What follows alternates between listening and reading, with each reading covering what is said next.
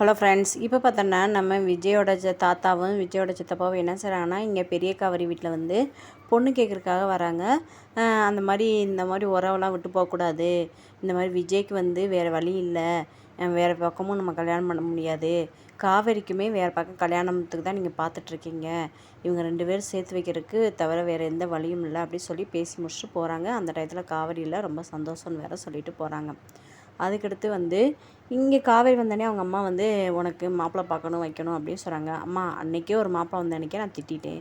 இப்போ திருப்பி ஏன் மாப்பிள்ளை இந்த மாதிரி பேசிகிட்டு இருக்கீங்க, வேறு வேலையே இல்லையாம்மா அப்படின்னு திட்டுறாங்க.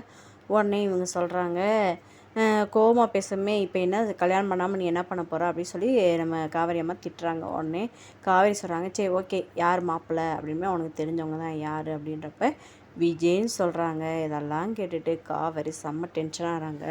உடனே அவங்க அம்மா சொல்கிறாங்க, அந்த குழந்தைக்காக பாரு, அந்த குழந்தை வந்து அம்மாவுக்காக ஏங்குது அப்படின்னு சொல்கிறாங்க. இதெல்லாம் கேட்டுட்டு காவேரி செம்மையாக டென்ஷனாக இருக்காங்க. சீக்கிரத்தில் 2 பேத்துக்கு கல்யாணம் நடக்க போகுது. அடுத்தது வரதை வெயிட் பண்ணி பார்ப்போம். நம்ம சேனலுக்கு புதுசாக வந்தீங்கன்னா சப்ஸ்கிரைப் பண்ணுங்கள். தேங்க்யூ.